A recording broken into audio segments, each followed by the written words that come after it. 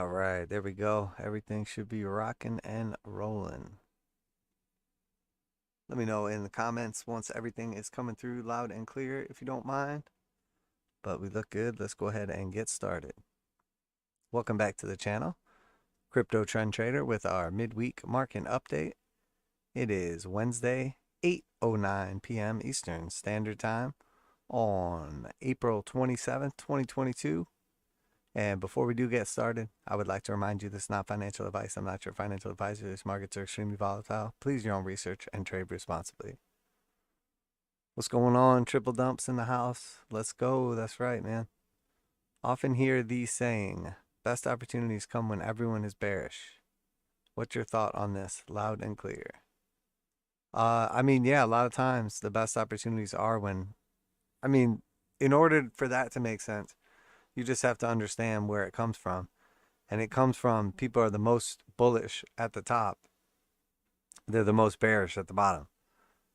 So, and that's what that capitulation is. And what it represents on a chart is literally people just giving up. So once everybody's on the same side of the trade, once everybody's sure something's going to go down, they're the most bearish because it's been going down for a while already. And every bounce has been like sold into. So then obviously you just get to that point, that exhaustion where there's just no more sellers. And that's typically where you find your bottoms at. But no, it's definitely true. People are most bullish at the top and most bearish at the bottom.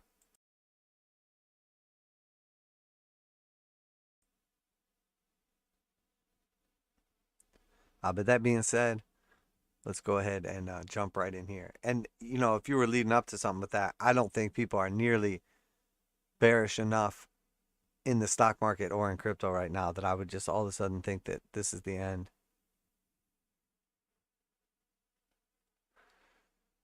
Oh, I was honestly thinking it's been a while since we've had bots in here.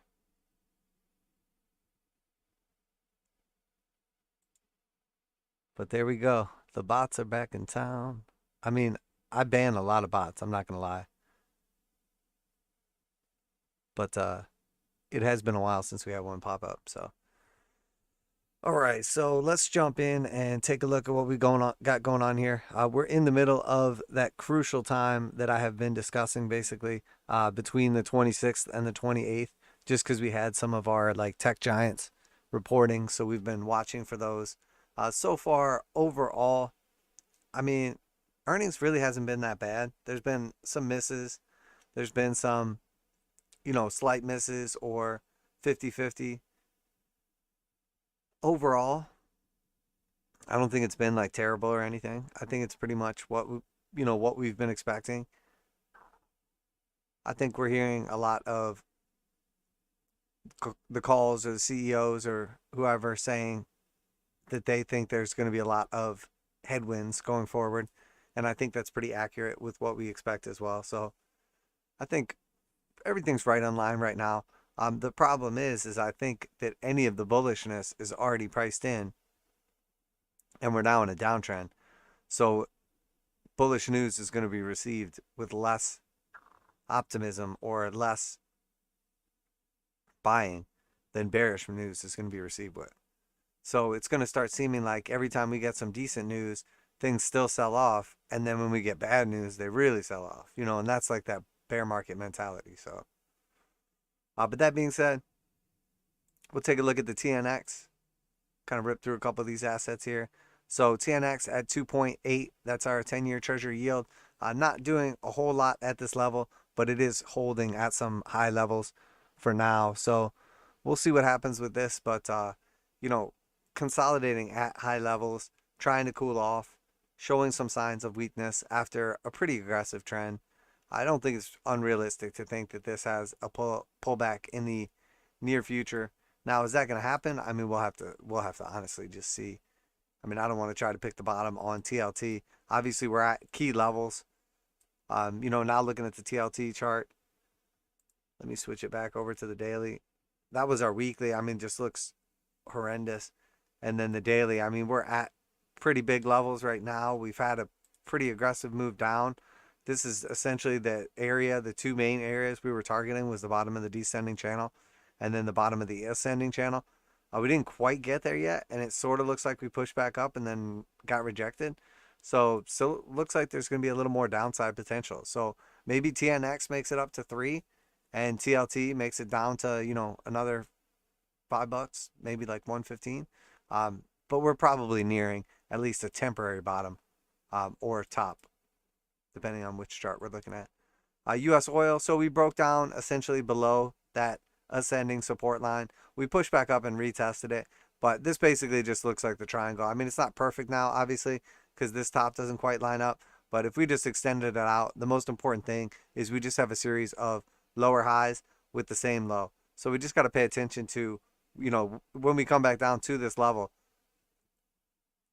you know, eventually we're going to break one way or the other. Probability says to the downside. So we'll see what that has to look like. And then we can start looking at our targets with the fib levels and moving averages. But long term, still very bullish on oil. But we know that a lot of that was people speculating. A lot of that big run up. And that's why so much, you know, it's come off a decent amount already. Almost, you know, 15, 20%. So Dow Jones, obviously, we've been talking about the continuation potential on Monday. We had a little aggressiveness come in, and then Tuesday was a very bearish day. And then obviously today, we didn't close at a new low. We had a push up, and it got rejected. Doesn't look particularly good to me, to tell you the truth. Dow looks okay because it didn't at least take out that previous low. I mean, but we're only a few dollars away from it at this point in time. It makes much more sense if we come back down and retest that low, and it either breaks and it's like, yep, we're bearish, or it holds and then it's like, okay, we held the low, you know, and then people can come in and buy. Nobody's just coming in to buy right here because we just had this move, and that should have been the move that broke us out. So still potential maybe for like an inverted head and shoulders here on this, but I don't think it looks likely. Everything points to the downside for me for the stock market. Next we have SPY. So the S&P again came back down to that same level. Again, we would expect some kind of support, but we do have that gap down candle, the big green one at 411. So again, that's the real level that we need to test. Now there is quite a bit of support here from the way up, and then, you know, a couple times on the way down here. So I don't expect this to just break through all at once, but if this level does let go, there's not a lot holding us up in between there. So we could easily see some pretty heavy continuation. It's important to note too, the S&P has been resisting the bear market this entire time and finally confirmed bearish. So it is officially in a bear market. And then when we get to the NASDAQ and the Russell is where the true picture unfolds. Obviously, there's a couple of things that heavily influence SPY and Dow, a couple of big names, big companies, etc. That's not the case in the same way with the NASDAQ. So the NASDAQ is just getting absolutely crushed, obviously. And then the best performers in the NASDAQ are still just doing okay. So it doesn't have the same kind of like help. So the chart is a little more clear, a little more bearish. And on the NASDAQ chart, we've been in a bear market this whole time. We got the retest, it failed, and now we put in a new low. So this chart looks really, really bad. I mean, once we put in, you know, obviously sorry, I didn't update this recently. We were talking about the potential reversal trade, but it was against the trend that's opening up. So now once we've taken out the bottom of that low right there, that internal fib retracement that we were using is obviously no longer valid. We don't need that for anything because we put in a new low. So now we're just paying attention, and it's been playing exactly what we said the entire time. I mean, we're paying attention to the remainder of the measured move from essentially this topping pattern, but in all actuality, we have like the 382, we have the 0.5, and then we have the longer term Fibonacci's to look out for. I'm sorry, longer term moving averages to look out for. But at this time, I mean, this just looks absolutely horrendous. There's no, you know, questioning, hey, the NASDAQ doesn't look that bad. We literally just printed a new low. So this is the worst the NASDAQ has looked. The NASDAQ has looked bad for months now, and this is the absolute worst that it's looked. It's at the absolute lowest price that it's at. So when people come in and say they want to buy the dip or now's the chance or whatever, I mean, we just broke to new lows. So in my opinion, I would either be buying the retest of the low before we break down from it, potentially front running it, or I would be waiting. Because if you're not expecting that low to hold, then what are you expecting? You're just picking an area to buy? You're going to pick the new low? That's like literally looking at a stock and saying, oh, we just had a blue sky breakout. We're at the highest prices we've ever been at. I think I'm going to short it because it's overvalued. Well, why would you short it? No one else is selling right then because we're at new all-time highs. There's no pressure. There's no resistance. There's no reason that it wouldn't just keep floating up. And that's the same with what's happening right now. You know, we're at new lows in the cycle. So I don't see any reason we just stop floating to the downside. So when I look at this on the weekly, I really see the 382 and the 200 exponential lining up almost perfectly. And that's at 11,600. Maybe 11.5, somewhere around there. That's the key area I'm looking at. That's the most important area. We have two key things lining up at that exact level, and that's just the macro fib from the bottom to the top. So that's the Rona dump to the top of last year basically. And then at this point in time, we've already clearly broke through the 236. Now we're at the 382. We're approaching the 382. That's where things can get interesting. So I think that's the real level that we have to actually pay attention to and really watch, and see when we get there, what does the market look like, etc. So we want this level to line up obviously with something else on like the Dow or the S&P also. That'll help us get a more accurate idea. Because I don't think the NASDAQ, let me put it this way, the weaker stocks or indexes like the NASDAQ or the Russell are not going to pick the bottom out nearly as technically. They're probably just going to be doing whatever and getting crushed, while the S&P and the Dow trade very technically, and get crushed less. So I'm going to be looking for bottoming signals from those indexes over the weaker ones. I would expect the weaker ones to overshoot certain moves and just overall look worse. So Russell is next. So the Russell, again, we put in a new low here. So again, just looks absolutely horrendous. I mean, literally the worst the Russell has looked. And not only is it the worst that it's looked, it's back at December 2020 prices right now.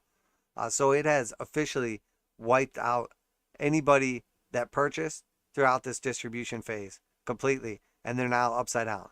And at this point in time, I mean, the previous high from pre-Rona was at 1703, and that's almost exactly where the 382 lines up. So that was our previous high where we sold off from right before the massive dump. And then this is essentially that same level, which is the 382 of the macro, and that's where our green box is. So again, I'm not saying this is going to be the macro bottom, like this is it. Once we get here, I'm all in, and I'm just loving the Russell Zombie Index. No, not at all. But that's a key level I would expect a powerful bounce from, being the previous Rona high, the pre-Rona high, and then also being the 382. And then I believe it also lined up. Was that with the weekly moving averages? Yeah, it was a little lower than the weekly moving averages, but quite a bit of confluence around that range. So, and even possibly a slight front run just off of the moving averages seems likely. I wouldn't get too excited on it. I think it would more likely come on the 200 simple. When I'm looking at the stock market, and you'll notice this, it's not like a secret, it's common knowledge, but typically you're going to see people using the 200 simple moving average over the 200 exponential. I prefer to use both. But that being said, that looks pretty realistic and looks like, I mean, we're headed there. We got new lows on half of our major indexes, 2 of the 4, so not good. So XLE is next. I think the main thing we'll pay attention to is probably the 200 exponential and simple moving averages. We got to see where this pulls back to. We are getting the cross between the 8 and 21. We obviously printed some clear bearish divergence, so we were expecting this. It happened pretty much at our target. So I think at this point in time, we got to look at 63, see what happens. Transportation looking very weak, not quite at those lows, but looks like it's headed back there. So I fully expect this to revisit the lows, and then after that, we can see what kind of reaction we get. But again, I expect it to go lower.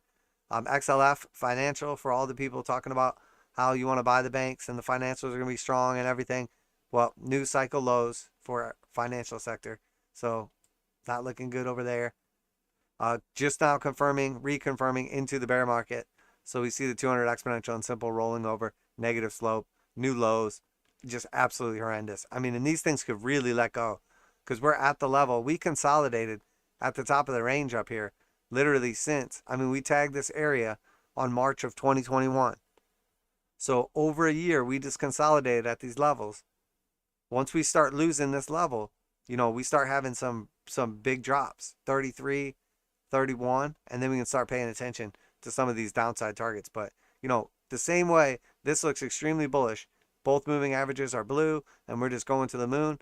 We've now confirmed bearish. They're both flipped over red and pink, and we know what happens when they flip over red and pink and we break down below them. That's where the big downside moves happen. There doesn't have to be a big downside move, but we know that there will never be a big downside move without those moving averages flipping over. So this doesn't have to be the cause, but it always is a prerequisite.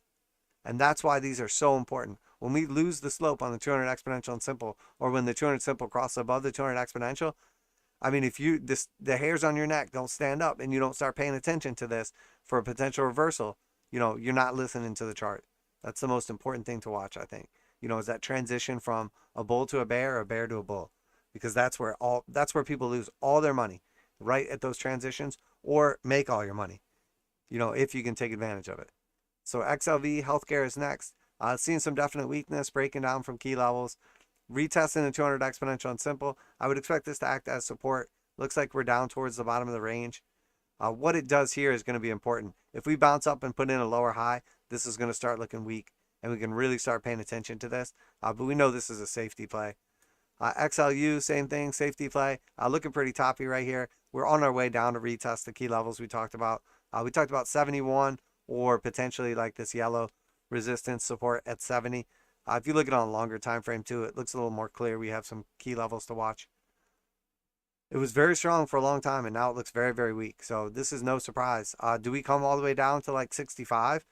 It's possible, but I think really 70 is the area to watch, at least for now. So XLP, consumer staples, again, still very strong, still on top of that ascending support, or was resistance, potentially acting as support. We'll see if this holds for now. This is also the previous all-time high. So this is a key level to watch. If we break down from here, we'd likely retest the 200s. Overall, still looks very strong. But I don't know if we're getting up here to the target. That may have been the top. So we'll see if this level holds right here. If not, 74. Those are the key levels to watch. XLRE. So we talked about a couple scenarios here, and a potential short position and the risk reward essentially for this. Now, again, I don't want to encourage people like to call tops and calls bottoms, but the risk reward ratio at this level, when we put this trade setup in play, was what give us the possibility of taking a trade like this that's counter trend. Now, obviously, we have the advantage of seeing, mortgage rates go through the roof in comparison to what they've been historically or recently. And then on top of that, we're seeing the majority of the stock market rolling over and most assets pretty bearish. So that being said, even though this is a counter trend trade, because it's technically still bullish and we would be taking a bearish trade, it looks pretty toppy up here. So we'll see what happens, but we essentially had two different scenarios. One was the head and shoulders, and the right shoulder kind of overshot, and the second was, basically the double top. So we'll see what happens here. If this breaks down below this key levels here, the 200 exponential or simple, we know where to watch. Obviously, the neckline, the Fibonacci, right around 43.69. That's the key level we're paying attention to. If we head down to that level, we probably find some support temporarily, and that's why we would set one of our take profits around that level. But realistically, we'd be shooting for the 382 on the macro. So that would just be, the initial retrace, which at this point in time, from the high to the low, we tagged the 236 pretty clean, and we saw a tag on the way up too before we put in that high. So again, we would expect that level to be a key level. So if I was going to be taking profits on the trade, I would take profits around that key support and then see what kind of price action we do. Because what would typically happen in a scenario like this, if this is going to be the top and roll over, we'll put in a high, we'll put in that low at the 236, we'll retest and get above the 200 exponential and simple, but put in a lower high, and then we'll come back down to that same level again, find support, we'll retest the 200 exponential and simple, get rejected, probably somewhere around 48, and then after that, we come back down to the 236, and then it will break, and we'll come down to the 382. So there's potential to take profits in there along the way, and then reopen almost the same trade. But the key to pay attention to here is, though, technically it's a counter trend trade. but we do see some potential for like a topping pattern, and then the risk of reward is so favorable. Sometimes it's nice to take a counter trend trade with a tight stop loss. You know, you find out quickly, but that can be a potential like perfect entry at a top or, you know, a bottom. But again, you want to be responsible about it and assume that it's going to fail because the probability is less than 50%. Next, we have VWO. So VWO, we got the retest. We've been talking about this retest coming back down, retesting the lows. We got it, retested the lows. At this point in time, I don't see any reason this holds. There's a lot of support around this level, but we already bounced it once. So I would expect any bounce here to just be another lower high and then see where this goes. Because the truth is, if it didn't stop the first time, it's probably not going to stop the second time. So probably going in like $39. So emerging markets are looking really bad right now. Obviously, we can tell from the moving averages. So DAX next. So we see how much more bullish this looks in comparison. You know, a lot of the other ones we looked at today came back down and already retested the lows. This one has not. This is still well above the lows. So if the 382 holds here, that's good. If the 236 holds, you know, that's okay too. There's definitely potential entry for a retest up higher. I don't know if it's going to get there. I don't know if it gets to our target to the downside for an entry or to target to upside before things change. But in the meantime, this still looks like it has potential. I don't think this is necessarily bottomed right here. I think it's just stalled out. So we'll see what happens at the 236. And there's definitely some potential for a bounce there. Now, again, talking about a counter trend trade at the beginning of a bear market. So we want to make sure we have our stops in place. CN50 looks very, very weak. Again, retesting the lows. Had a little aggressive move off the lows, but I would expect this to go back down. I need to see a pretty clear, if we retest the lows of a cycle, I need to see a pretty clear rejection or a bunch of volume or something, some kind of fight take place on the chart over like days or weeks, or a massive amount of volume taking place in like a daily candle as the fight for the bottom. Right now, we don't see anything like that. This just looks like we're retesting a low. People are like, oh, I'll try buying this low again, see if it works. And then if it fails, they'll be out, you know, quicker than they got in. Looks like we're going lower though. UK 100. So it couldn't hold that yellow support, but it did hold the 200 exponential and simple. So now we need to see what happens right here. You know, I think it's going to go lower. We'll see what happens. If it holds this area right here, the 200 simple and the yellow slope line, and continues back to the upside, it probably just forms, you know, what amounts to like a wedge or a triangle, and then it probably does end up going higher. So this actually looks okay for now. The fact that it reclaimed that looks good. Looks better than most what we looked at. So Brazil was not able to hold that key support line, failed to hold the 200 exponential and simple. So it looks very likely we're headed back down to the green box here. So we're looking for like 29 and then looking for a potential entry there. Looking to reload on Brazil. This is, you know, basically like an alt commodity play, but also, you know, a little bit of emerging market exposure as well. So it's got a nice couple angles covered here. I don't want to say this is a popular trade, but it's you know, it's no secret at this point in time. So we'll see what happens here. I think when we zoom out and look at the macro though, this does still have some serious potential. So if we do come back down to this 29 level and that holds, that's going to be key. That's going to give us a nice entry just to the top of the range again. And at that point in time, we can start really looking for a potential breakout and this thing to move, you know, over the next couple of years. You know, if we do go into like a long commodity bull run. So if you're just tuning in, remember this is not financial advice. I'm not your financial advisor. These markets are extremely volatile. Please do your own research and trade responsibly. Kalma Betty says DXY to the moon. Yeah, we're about to take a look at that. Yoda says, hello, crypto trend trader and everybody in the chat. Hello to you, Yoda. Good to see you, my friend. Appreciate you showing up and interacting. Make sure you press the like button, guys. Yoda said it. Press the like button or else. Or else the dollar will go to the moon. All right, so here it is, DXY. I'd say we're at the beginning of going parabolic. I mean, we're pretty close to it. We did something. I don't even know what the word is for it. I was going to say amazing, but amazing implies that it's going to be good for everyone, which is not the case. Did something shocking. did something very important. We took out the highs from pre-Rona. So this is when everybody got scared, March 2020, and we came up here and we put in a high. Well, we just took that high out. So at this point in time, the only thing that we are left watching is this right here. And let's just pay attention to what this is and talk about it a little bit. This was our 2016 Christmas high right here. And if you see on the daily chart that we're looking at right now, we spent about 7 days up here at this level. And then we fell. And then when we revisited it pre-Rona or around Rona, we didn't get up this high. We didn't get to this, this little wick slightly higher. So we're at levels where there's literally, a week worth of interaction and a couple wicks. So we're already at breakout levels. If we close, we're at 103.079. If we if we wick above 103.821. So we're talking about, less than a percentage, almost half a percentage. If we wick up here, this is a new macro high going back to, 2017, 2016.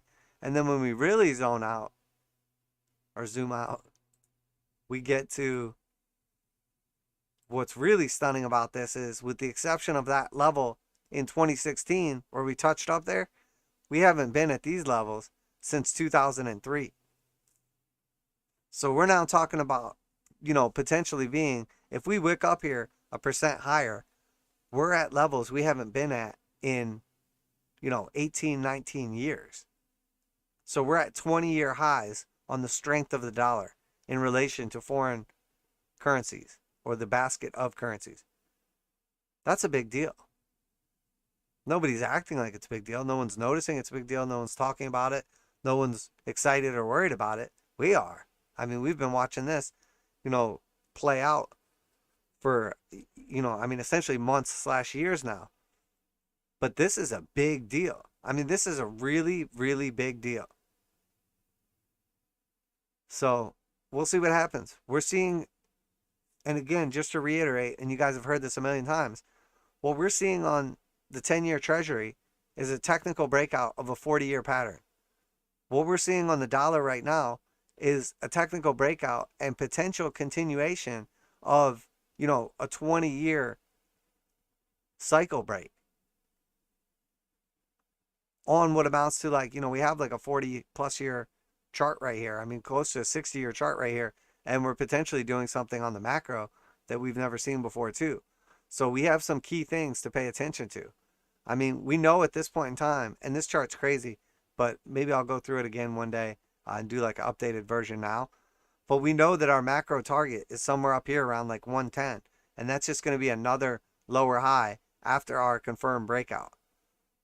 But the fact of the matter is, I mean, this dollar is so strong. This DXY is just absolutely just destroying to the upside. And we're putting in one of our biggest green candles right here. And again, if we were to just close right now, 1 day and 23 hours early, 2 days early, we're closing a new macro monthly high. So again, we're at levels we have not been at since December of 2002. In the environment where everyone says how poorly the dollar is going to do and how the dollar is going to get crushed, get out of dollars. And we're at all-time, macro highs for the last 20 years. I would say that pretty much everybody has been exactly wrong about what the DXY was going to do. And I can understand how the fundamentals would confuse people and they wouldn't think it through correctly. But when you really do the breakdown, the dollar squeeze makes a lot more sense than anything. And it's common sense. We've talked about it a bunch of times and I've given countless analogies. But we know for a fact that in order for something to settle, you have to go out and you have to buy that underlying, good to close out that loan or, whatever that contract is, etc. And that's basically what this debt is. So people need the dollars. So what happens here? I mean, we probably shoot up. If we break through this level, we probably shoot up and, I would expect a lower high than 120. But what is, we're at 103 right now. What's another 15% going to look like if this goes parabolic for the rest of the world? I mean, could get insane. We know the knife is at crazy levels. We know the stochastics are at crazy levels. It would not be unrealistic to think this has to cool back down and build some support. But at this point in time, it looks like a technical breakout. So things don't usually just break out and stop. I think it's probably going to, close up here in the next couple of days. And if it does close up here, it's probably going to see immediate, powerful continuation to the upside as we invalidate this resistance. I mean, remember, we were supposed to break to the downside. The dollar was supposed to break down from 90 right here, and then it was supposed to go all the way back down to 69. And then once 69 broke, well, I mean, we couldn't even look low enough on the chart for where the dollar was going. And now here we are, macro highs, 20-year, levels that we haven't been to. So, got to really be paying attention to this stuff and, not let our bias or fundamentals cloud what's going to happen, because a lot of people got wrecked on this trade and, made this mistake big time. So, if you were on the wrong side of this, or the bond trade, etc., I mean, you just have been getting your teeth kicked in, and you got to just, I mean, at that point in time, what do? You just disappear from, from the social spotlight, or, I don't even know. I would be so embarrassed the amount of money that you would lose people being bullish on bonds this whole entire time when it was blatantly obvious, or bearish on the DXY or any of these things, bullish on crypto. One of these people, my bags are packed at 70,000 crypto. Unbelievable. So let's look at Tesla next. Obviously, Tesla having the pullback we've been discussing. Came down to 200 exponential and simple. Had a pretty capitulatory move over the last couple days. Not a surprise. There's, fundamentals. There's technicals, everything. We can talk about whatever we want to talk about. I mean, this is a very technical move. It makes sense that people might be worried about Elon selling selling Tesla shares to buy Twitter. Sure, makes sense. It's a great narrative.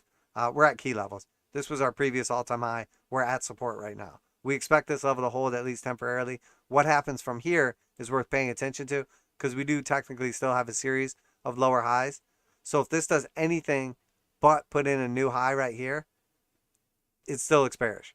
So if this comes all the way back up here, it doesn't put in a new high again, and then comes back down here and, retest the lows, it's going to look bearish still. Because no matter how we look at this, we can look at this as a high, a low, a lower high, a lower low, and then again, we still have another lower high. So if this puts in a low right here, comes back up and puts in a lower high, this just looks like part of the move to retest the lows.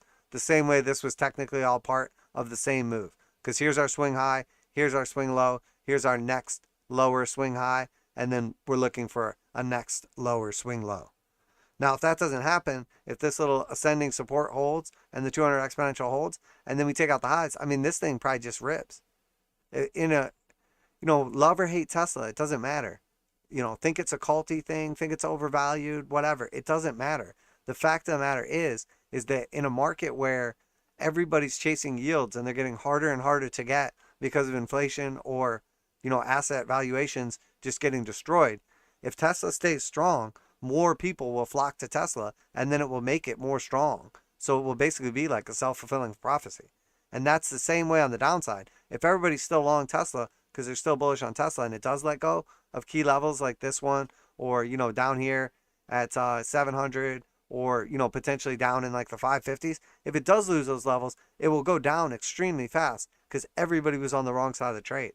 But right now, this thing's still holding up. I mean, you'll be hard pressed. We're going to look at a couple of them, but you'd be hard pressed to find many things, especially in these like various sectors, that are still this close to all-time highs. And I mean, Tesla's not even that close. Let's be real. This is just a huge margin. I mean, it's down like 40% almost. It's down 30 and it went down 44. So it's not like this thing has been spared the same way as like Apple or something. So looking at ARKK, so again, we're at key levels. I mean, this thing just melts down and just every target we've ever had. So this is our next macro target. I mean, at this point in time, what happens? Does this just go to zero? I mean, I don't even know. It's at the 0.5 right now. This is a key level to watch. This is a macro 0.5 going back to, basically inception. So in 2015, we had ARKK get founded. I don't know if I showed this chart off or not. But we basically had a consolidation cycle with that new low right here and then we shot up parabolic. We had a multi-year consolidation pattern, and then we shot up parabolic. And I'm looking at this as potentially being like, a 5-wave structure, or, whether you want to call it an Elliott wave, 5-wave structure, you just want to call it one market cycle, or however you want to look at it. It looks a lot to me like if we go from the macro bottom here to the macro top, that's going to give us realistic, estimates and targets. We also have from that previous swing in the Rona dump to the high right here as well. So let me extend that one out actually.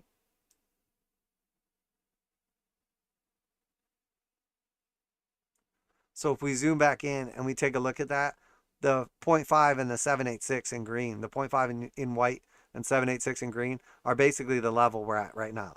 So that's 50% of this whole entire trend, or 78.6% almost of the Rona move from the lows. I mean, we're well below Rona levels.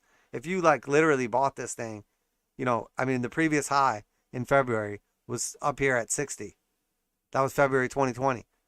So if you bought this back then, you're upside down.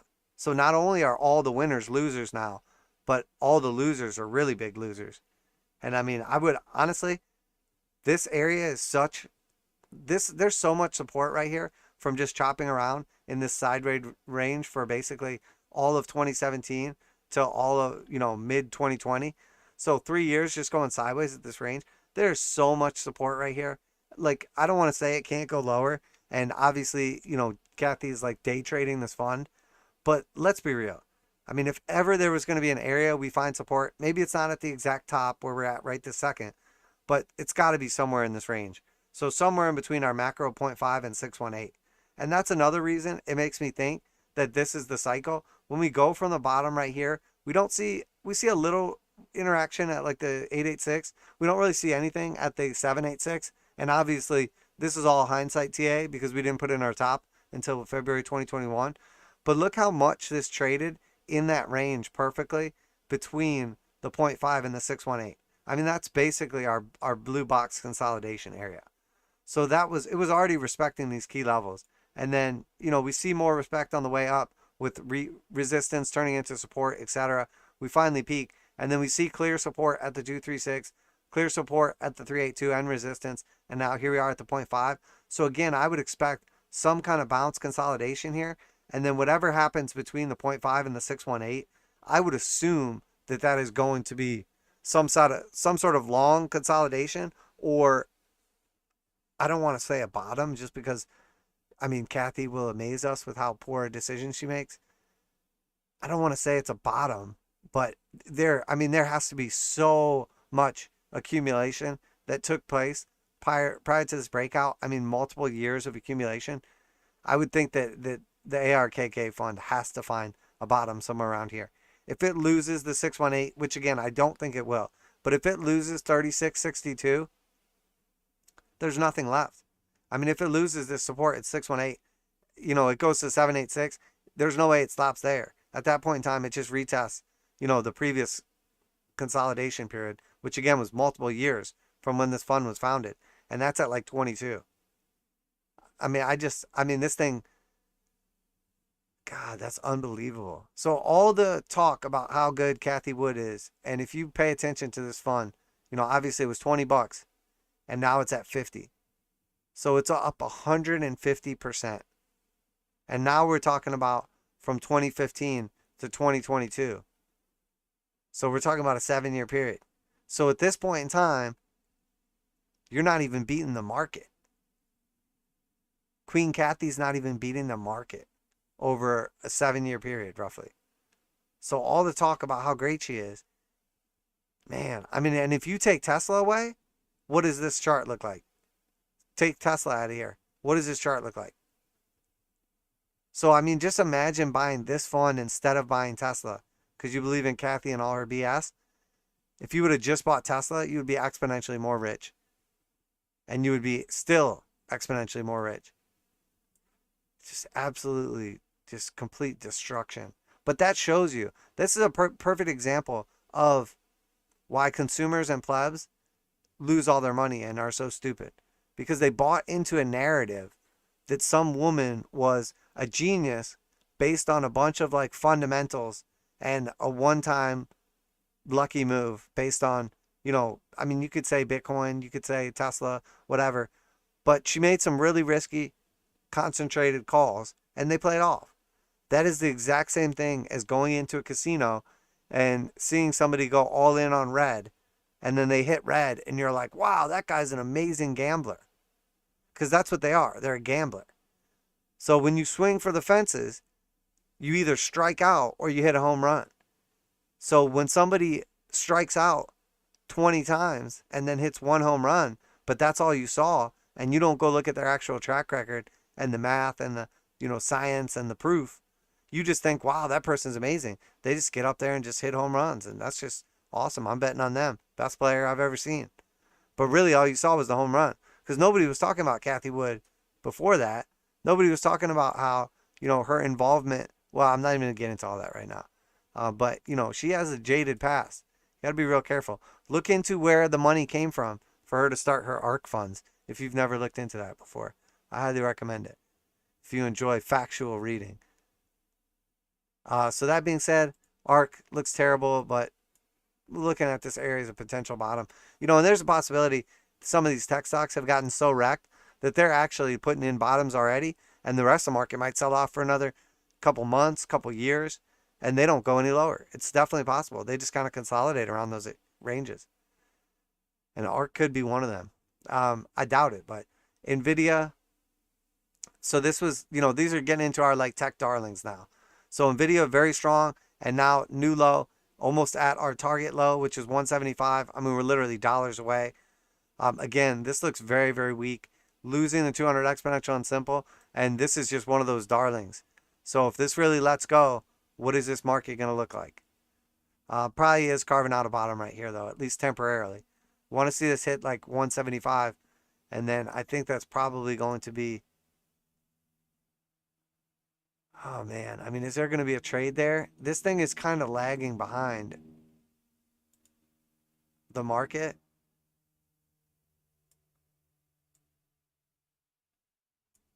So I wonder if we get a reversion of the mean play like this. A little like 10% downside, taking out like 160 in that previous high right here. We would expect that area to act as support. Entry off the 618, retest of the 200 exponential and simple, assuming they continue to kind of just curve down. I think that's probably going to be the next trade on this. Now, we do have to be careful because it's technically counter trend, because we are technically confirming bear market. But we haven't really gotten a break and retest yet. And you almost always do, because that's basically the market saying, okay, I bought the dip at the 200 exponential and simple.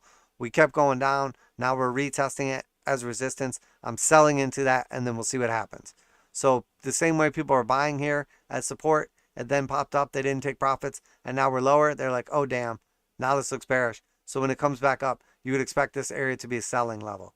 So I would expect this to find support and roll over. It's like a 2-to-1 risk-reward ratio. It's like a 9% stop loss, 25% target to the upside at 221. Entry like right here, basically, at the 618 would be like 176.30, and then stop loss at 160. And that gives us a 2.77 to 1 risk-reward ratio. So we flip the coin. If we're right, we get $2.77. If we're wrong, we lose $1. I think that looks like a pretty good bet to me, just on that reversion of the mean play. But I'm looking to take profits early and often, and then after that, I'm expecting us to go much lower. How low do we go? I mean, we really got to zoom out on the macro, and again, potentially start looking at like our 2018 bottom, and then taking that all the way to our top, and then we can really start looking at these levels. The 236 is basically that level we've been holding. And then the 382 is essentially like 137 on NVIDIA. So, I mean, we're talking about getting crushed.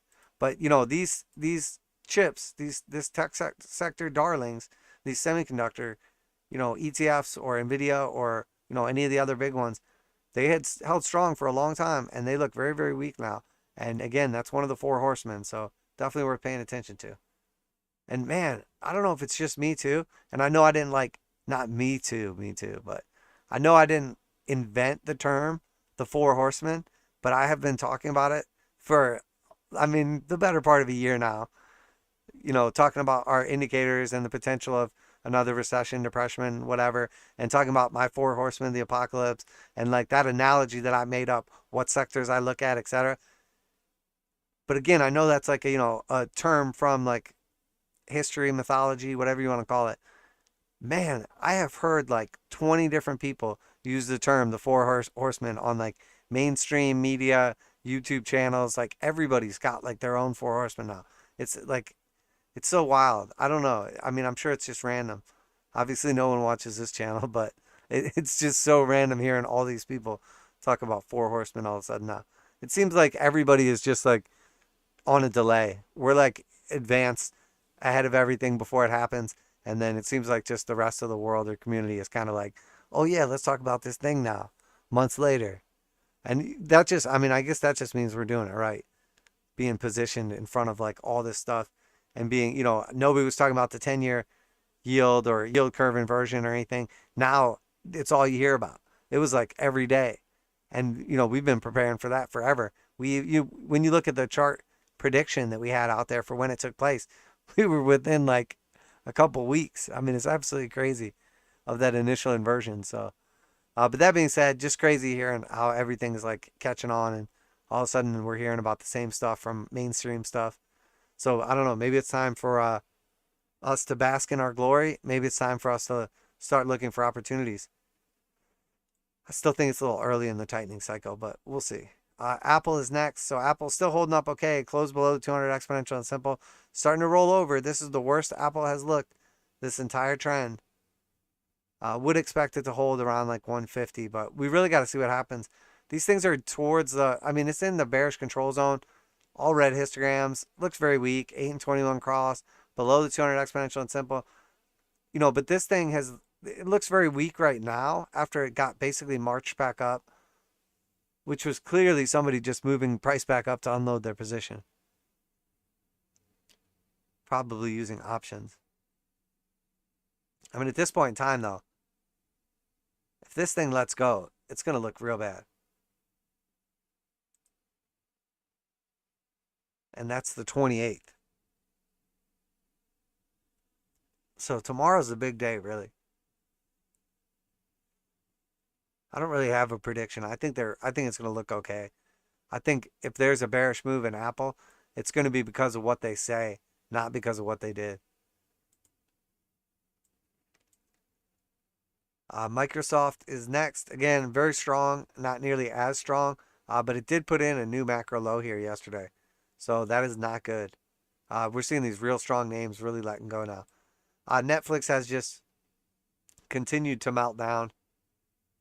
New low. It's at 188 now. I mean, I wasn't kidding when I said this thing's going low. I didn't think it was going to be this fast. So 122 is the next target. I mean, that's another $60 down. That's the 382 on the macro. Wow. And I mean, I'm not saying we go there right away, but I'm not saying we don't go there. This thing looks like it could just keep melting down. This looks so bad. So bad. I mean, there's going to be an opportunity there for sure. Google, again, just melting down. New lows. Took out the 236. I mean, gap down below it, retested it, and then closed basically at the lows. So just, again, absolutely horrendous. And these are the darlings. So, again, I fully think that we're going to see Google and Amazon back down at $2,000. So $2,000 is my next target. Still a ways away. It's only 10% now, though. I mean, we're on our way. And then Amazon retesting the lows. Didn't quite put in a new low, but you guys know I have 2,500 as the next main target. But realistically, this thing probably does come down to 2,000. Just looks so bad. So bad. Man. Let me jump over in the comments real quick, and then we'll look at some crypto.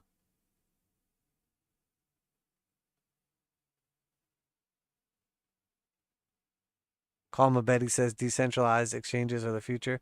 Yeah, to some degree. To some degree. I mean, the idea of a decentralized exchange or like a decentralized, like, banking institution or lack of institution is all great until something goes wrong. I mean, if you've ever like had an issue with an exchange before that wasn't decentralized, like say you had, for instance, a big issue on with Coinbase, and you went to like Coinbase and you were like, oh my God, I got locked out of my account. Coinbase, help me. You can't even get somebody on the phone. You barely get an email back a couple days later. Eventually, maybe you get someone on the phone. They probably can't help you at all, but maybe they can at least make you feel better. And then hopefully sometime in the future, you can get your issue sorted out and re-access your money, your trading account, whatever it is. There's no one to call with decentralized exchange. So if something goes wrong, there's no 1-800 number to call. There's nobody to email. You can't, hey, cops, all my money got stolen off this exchange. So it's really not the future the same way people are like think. I mean, to tell you the truth, matter of fact, I mean, it's probably the opposite of the future. I think the future looks a lot more like a dystopian, like 80s horror sci-fi movie than it looks like, you know, anything great and grand and like decentralized. I really do. I mean, okay, here's a true, honest question. You know, if you had the choice between using a centralized bank or a decentralized bank, would you rather have a centralized bank or a decentralized bank? Maybe the fees are less for the decentralized bank, or there's no counterparty risk in the same way. But what do you get for it? Not that much. What do you get for having a regular bank? Well, I mean, you're FDIC insured. You know, you can physically go to a location and get cash when you need it, talk to someone. You know, they have all kinds of resources available to you that they provide. You know, you have a built-up relationship. Maybe you could potentially get a mortgage through that bank. Maybe you've already had a mortgage. So, you know, there's like a lot of history and usefulness to like an actual centralized like banking institution. So I'm not sure that the future is people not having them. Because what happens if, you know, right now, at least if you have your money in the bank and the bank confiscates it and they says you were doing like illicit activities, you can like go to court and, you know, take a bank to court or take the government to court, or, you know, at least get some kind of like legal ramifications. If you have all your money on a decentralized exchange or decentralized banking institution or just whatever, there's nobody to take to court. You can't talk to the police about it. You can't go to the government about it. Like, that's just it. So I just don't know that a lot of people want that responsibility. I mean, how many people have you heard talk about, you know, they had an old Bitcoin or Ethereum wallet or whatever, and now it's worth how many, you know, millions or billions of dollars, and they don't have access to it anymore because they lost it or whatever. And you're like, well, they would never do that because if it was valuable back then, they would have treated it differently. Well, a lot of people would like have their stuff written down on a piece of paper and maybe their house burns down, or have it written down in a safe place and maybe their, you know, X goes in the safe and wrecks everything. I mean, you don't know what's going to happen. So in my opinion, I just don't know that that's the future for some of that stuff. Now, for a lot of stuff, sure, there's definitely going to be potential for some things decentralized into the future. Smart contracts will be able to do a lot of different stuff, etc. You know, decentralized like lending through smart contracts, there's definitely going to be potential there. But I don't know that it's the same future that people predict. If anything, it's probably the ultimate, most centralized banking institution, and everybody just has an account at the Federal Reserve with like some crazy, you know, Fed coin or something like that, watching everything you do and limiting what you can spend it on. What's going on, Angel? Good to see you. Hey to you as well. Yoda says the new Korean TV show he is expecting is probably why Netflix is melting down. Yeah. Yeah, they got to be holding out for something. Kalma says agree.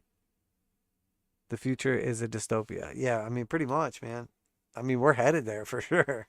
I mean, it's not over till the fat lady sings, but she's warming up. I can hear her in the back right now, warming up. So let's jump back in. So let's take a look at our crypto. Remember, none of this is financial advice. I'm not your financial advisor. These markets are extremely volatile. Please do your own research and trade responsibly. So we came down and retested that next level. It's bad because we took out this level right here, obviously, like we were discussing. That was the key level to watch. It's good because it held our next stair step for now. Still looks bearish though. You know, we still have the 200 simple is technically angled back to the upside, but it's basically flat right now. We're still well below both those moving averages, and the 200 exponential has definitely got a negative slope. So the futures chart is not looking great. The future's looking a little bit grim.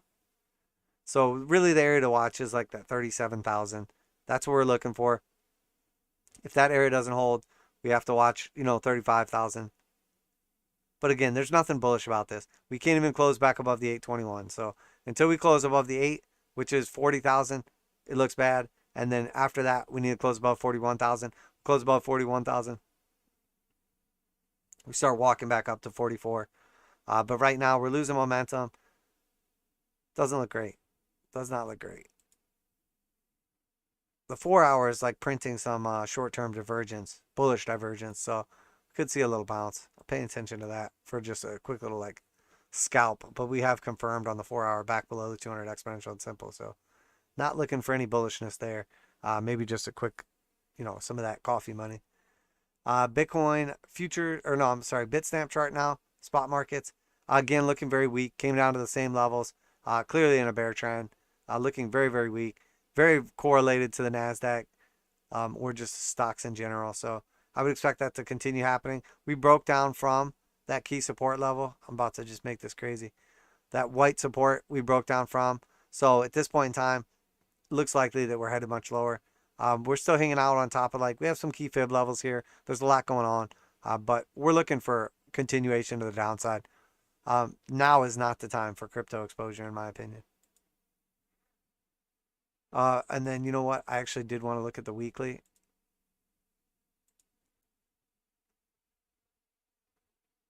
So we really need to watch for that weekly close.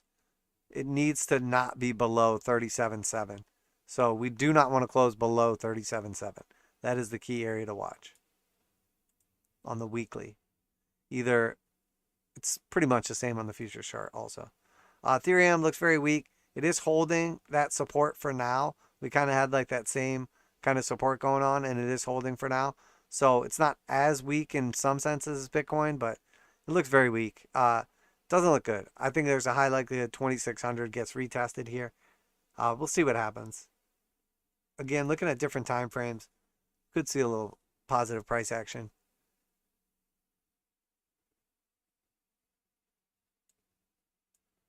Bitcoin dominance on the weekly. So we're headed back up. We're back at the 821. Looks like we are going to head to the top of the range. We'll see. We're still right smack in the middle. But if Bitcoin gains strength here, it's probably not good for altcoins, in my opinion. So 44.5 we're still looking at. The weekly total market cap chart looks just like the Bitcoin chart. Total market cap below 1.65 trillion looks bad. This chart looks bad. The Matic chart, again, new low. Just putting in new low after new low. You know what? I think I loaded up a different one. That's okay. What do we want to watch right here? Let's watch our macro low to our macro high and then see what happens. So that's the 382 we're at right now. And then we know we've been basically, depending how you want to draw this, we had this thing going on right here. And then we broke out of it and then came back down. So I would expect some kind of potential support around those levels. We also had like this kind of like wedge building right there. So I would think leaving these two in play is a good idea. The 382 lines up with that wedge. So this is probably a pretty decent support for Matic right now. I'm not sure that Matic's going to retest the 200 exponential and simple again. It pretty much came down almost perfectly to the 382. And then got the retest of the 200 exponential and simple and the 236. So now that it's hit the 382, I don't know if it's as likely to come back up to the 236 because it basically just kind of already had that move. It just got front run a little bit. So I would more expect a weaker bounce and then the 0.5 to be the key area to look out for, which is under $1, 92 cents. I mean, if this thing loses $1 though, it's really going to be in trouble. And then alternatively, I think you could probably do something like this. I don't love it, but something like that. And then see that might be the lower high rejection we get is like 141. So, I mean, there could be a trade in there, for 10 to 15%. Because we're basically at support now. BNB. Again, looks pretty bearish. I didn't pay attention to what exchange I loaded these up on, so sorry if they're not the regular charts.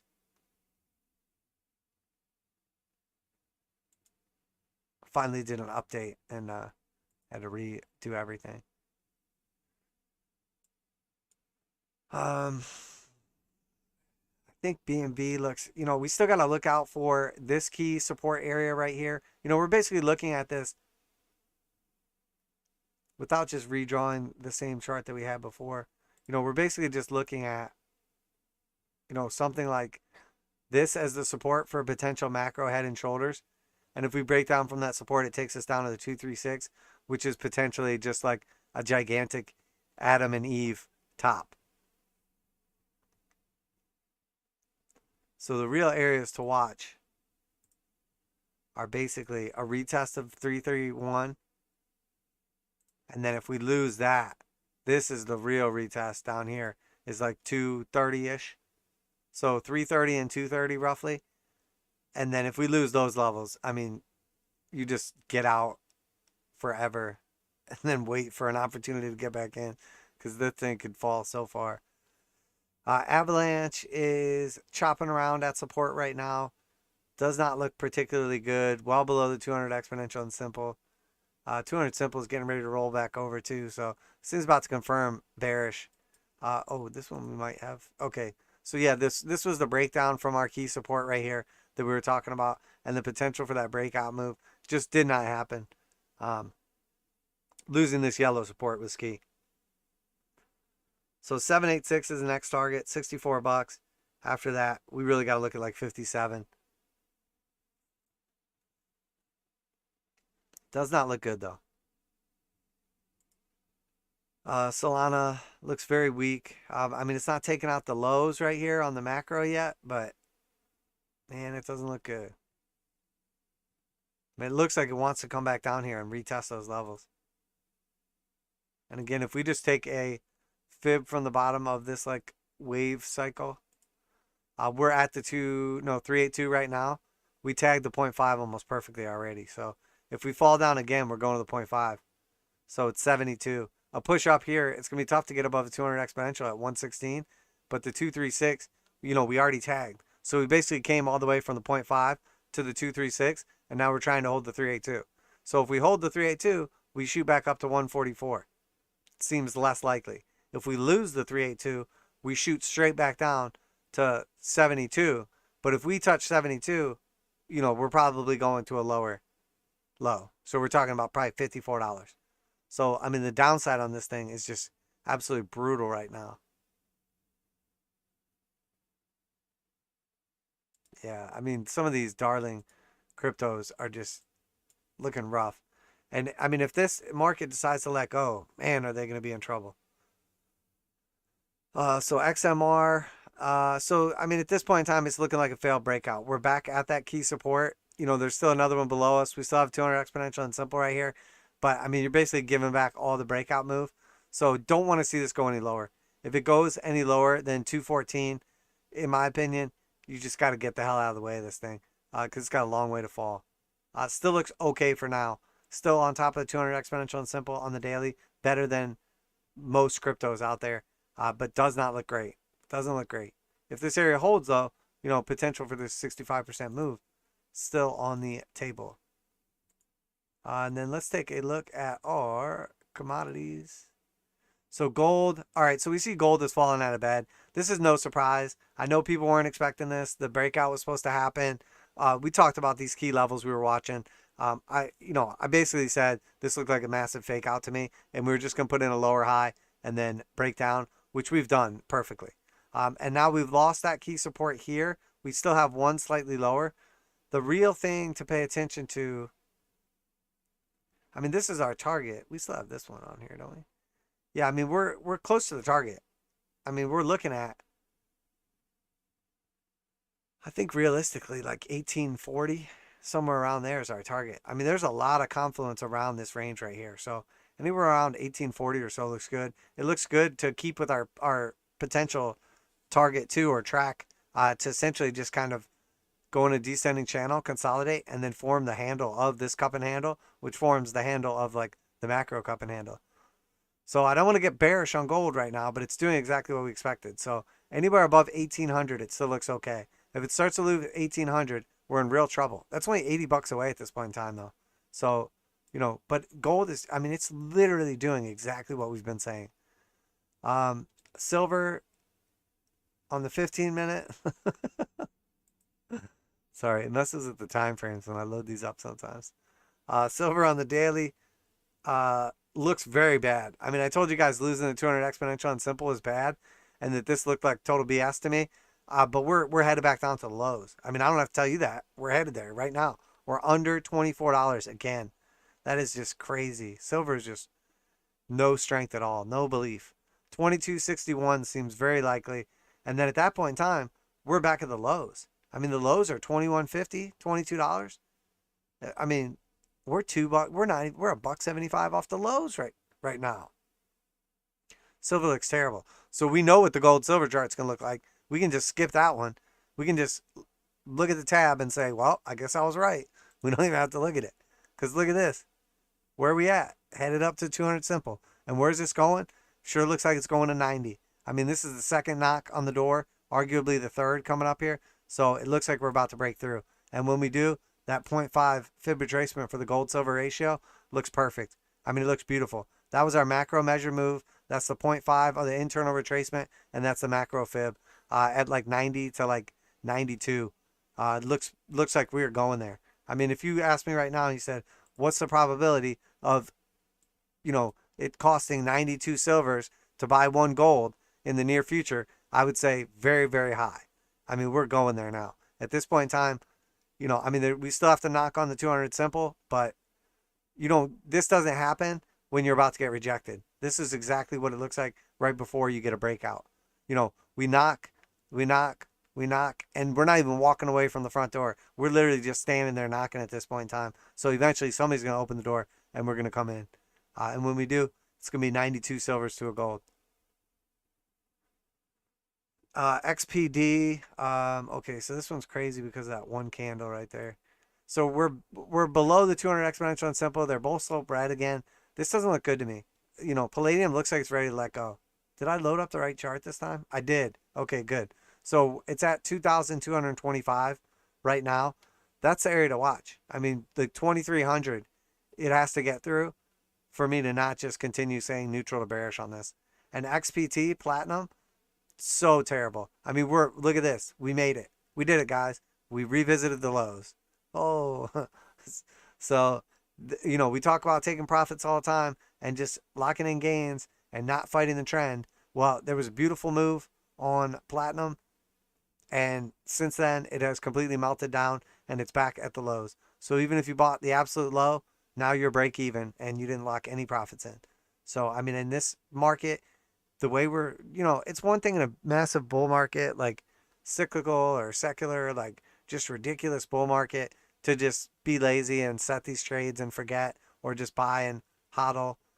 But when we're looking at markets like we are right now and all the crazy stuff going on and geopolitical like risks and factors and everything, it makes so much sense to just lock those gains in.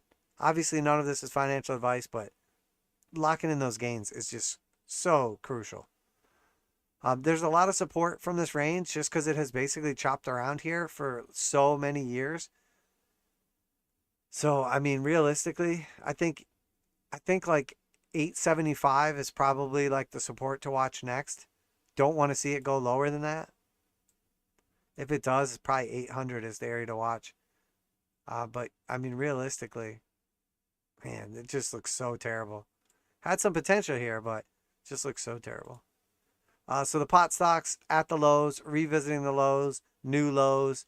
No surprise here. Again, same exact thing. We have to take profits on these positions. We cannot just let them ride back down into the dirt. Still very bullish on them long term. Charts look absolutely terrible. CCJ. So uranium stocks next. Looks pretty toppy here. Basically got to our top, started selling off. We're going to look for some consolidation on longer time frames at some key levels. I think 2271 we can watch for short term here. URA. That was CCJ. Now it's URA at the 200 exponential and simple. There's a lot of support around this level. This looks like it's going lower. We probably do get our entry at like 17. So we don't want to get greedy on this, but it looks likely that we're going to get that entry. UEC not quite down to 200 exponential and simple. Quite a blaze off of its highs though. 370 looks pretty likely. I think realistically $3. Again, this thing has a way to go down if it wants to. And again, there's no surprise here. We saw a bunch of bearish divergence developing on these charts. And then UROY is just getting crushed, much weaker. Below the 200 exponential and simple. Lost that key support line. You guys know target is the macro 382, 242. I'm very, very bullish on uranium. But short term, I think we could see a year of pain in uranium after the epic run we've had. And people just give up on it again. I don't know that that's going to happen, but it wouldn't surprise me if you came back from the future and told me that that's what happened. So,